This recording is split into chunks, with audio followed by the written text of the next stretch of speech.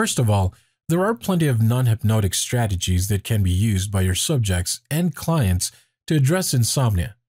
So before we find out how to deal with them in a hypnotic way, here is a short list of non-hypnotic methods at their disposal, along with some advice that you can pass on.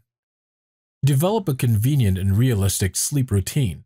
Encourage your subjects to go to bed at the same time every night to set a pattern and stick to it. Go to bed to sleep, or even have sex. Advise them not to do anything else while in bed. Online reading or surfing keeps the brain busy and makes it harder for them to turn off. Make a no-gadget law. Blue screen lights inhibits melatonin, sleep hormone development, so either encourage them not to use it or at least 2 hours before bedtime, or download a blue light filter app to turn off the blue light. Food and drink intake monitoring. Encourage your customers to avoid caffeine 4 to 8 hours before bedtime. They should also try avoiding to eat anything 2 to 4 hours before bedtime. We will go to bed feeling neither hungry nor bloated because either feeling may be sufficient to make them feel miserable and making sleep more difficult. Don't overdo it. Try not to work out within 2 to 4 hours before going to sleep either. By distressing the body, exercise will, in fact, help people sleep. But if they exercise too close to bedtime, they risk being overstimulated, which makes having some shut-eye difficult again. Avoid alcohol close to bedtime. Encourage them to drink some water if they need a drink. Alcohol dehydrates the body and decreases sleep by REM, rapid eye motion. That means they are more likely to feel drowsy and unable to concentrate during the daytime properly. Practice 4-7-8 breathing yogic. The idea is to count to 4 as you inhale, hold your breath for 7 seconds, then exhale for 8 counts. While the numbers may not be significant, the concept of focusing on their breathing could help your customers relax, unwind, and eventually sleep down. Sleep in a dark room. Make sure your bedroom is dark. Even the red light at the clock or radio is sufficient to keep people awake. Good nutrition practice. Consuming junk foods that cause indigestion may prevent good sleep. Assure that their food supplies all the vitamins and amino acids needed for health. Many of those methods could have been attempted by your clients or subjects without much success. Just don't worry, because if that's the case, here are some hypnotic methods you can use which are sure to help you and your clients in hypnosis to get to sleep and stay. Effective techniques for dealing with insomnia. 1. Revivification. A revivification is a very intense memory where your subject gets to relieve the memory to some extent. It's not a full-blown regression, in which they are at the moment reviving being. You know you're with you, but they're lost in memory and the memory is feeling. It can be a wonderful thing to relive a precious experience of falling asleep. You may also incorporate a post-hypnotic suggestion so that they are encouraged to fall asleep if your subject performs an unexpected physical action, such as stroking their ear. It's got to be unusual, something they don't do every day, because otherwise they're at risk of falling asleep at work, or any other daytime activity that could be disturbing or risky, or both. 2. Post-hypnotic suggestion. You can use this either to create a future of sleeping memory. The post-hypnotic suggestion demands 2 effective things. 1. A set of instruction that happens when that and such happens, i.e., a trigger. 2. Because you need a trigger and an outcome. The bed is one good reason to use it. For instance, you will fall asleep when you slide into those sheets at night, much as in those other cases. You have a cause for it, and it's the bed that activates it. Then, you make them rehearse it.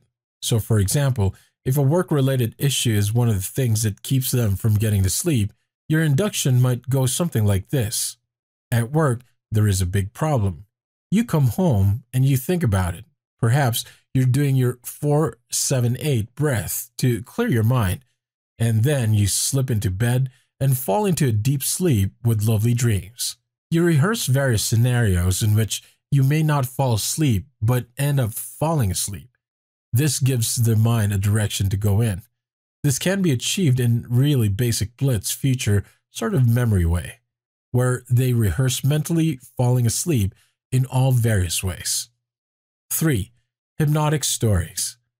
The My Friend John technique, which can be used as a progressive relaxation induction, is a great story model to use. My friend John, or Jane, went to bed, and at first, his feet felt tired, his hands felt tired, and his breathing was tired, and his eyes were tired. He was asleep before he knew it. You'll set the template for them to obey by repeating this over and over again. Also note that stories can be expanded and using tools for coping with issues like tension, anxiety, or other concerns that play into the issue of sleep. 4. The Non-Awareness Collection. Sleep is not something that you deliberately can do. The set of unconsciousness is all about learning to trust the unconscious and getting the unconscious mind to do things. The very heart of the approach involves creating a basic but classic hypnotic effect like a levitation of the head and the connecting the hypnotic result you want to achieve. For instance, I wonder what an arm's got to teach you about sleeping at night. Perhaps as you go to sleep at night, when you feel your arm relaxing comfortably in the bed, you drift to sleep quickly, and the hand can only float down to your lap as easily as your unconscious mind does, so that all you do at night is brace yourself, do your 4, 7, 8 breathing, get into bed, and as soon as you feel in bed and feel your right hand's temperature, then the unconscious will take over. The next thing you know is morning. You've slept all night and you're feeling refreshed and alert. 5. Sleep phenomena. You usually undergo a series of symptoms as you fall asleep at night. During the onset of sleep, things that happen are not encoded in your memory. In other words, you don't really remember the minute you spent sleeping, or so. Certain signs of falling asleep may be suggested, and the subjects may meditate on them to allow them to sleep as they are suggested. An example of this is the breath rate. Breathing tends to slow down as sleep approaches. Get them to focus on their breathing, but not expand it purposefully because that creates more awareness. The trick is to get the subject on hypnosis to pay attention to the stage where the exhale stops just before the inhale begins. The dynamic video response would continue to increase the law of attention by concentrating on stopping the exhale. Power flows everywhere focus goes. If you pay attention to the end of the exhale, the end gets a little longer and even longer. The longer the exhale gets, the greater the rebalance of blood oxygen levels, and the more likely it is that they will eventually fall asleep. 6. The sleep onset phenomenon. This is a systematic method of relaxation.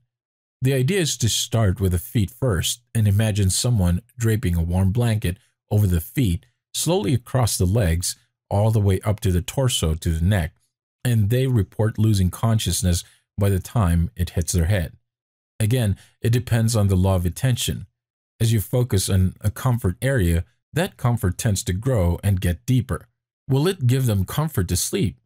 No, it's because they pay attention to the comfort and keep their attention away from stressful thinking. It gives something to do with their conscious mind, while at the same time, the sense of comfort develops. Perhaps that's where the idea of counting sheeps come from, bringing the mind into a normal, less distracting scene and keeping it engaged just long enough to focus off. 7. The sleep onset phenomenon 3. You'll have had the experience. When you dwell on an idea until you fall asleep, it becomes even more vivid as you drift away. This is part of the hypnagogic cycle, the phenomenon occurring between awake and sleeping. At this point, the sound and mental imagery become more vivid. The outer world is feeling distant, and you get a sense of dissociation from the outside to the inner experience. Let your subject daydream about a relaxing scene, which is a perfect place to relax. It becomes obviously more vivid as they immerse into the scene. We do not try to make it more vivid. We just need to rest their mind before it is more vivid.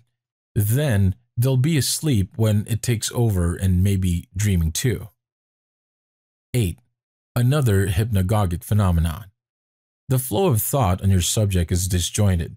Logical development, they cannot pursue the same reasoning. This moves from one another to something else, making it impossible to establish a coherent flow or sense of significance. Two things happen by proposing a relaxed yet disjointed style of thinking. 1. They can't obsess with a thought loop like those which cause them problems. 2. The mirrors the phenomenon of sleep beginning again. Any of the 8 hypnotic techniques listed above may work, but if you put them together in one great technique, then you're actually cooking with fire. Your subject will start believing they can do something really powerful with their minds. You might ask your subject, for example, to follow a thought until they start jumping around the place. Let them jump and be curious where they are going to jump next. One such thing can spark off a visual picture, such as a relaxing nature scene or a memory of relaxation. When this happens, they can actually rest their minds without dwelling on it, which then causes the scene to grow, and once again, it absorbs them and leads them into the sleeping realm.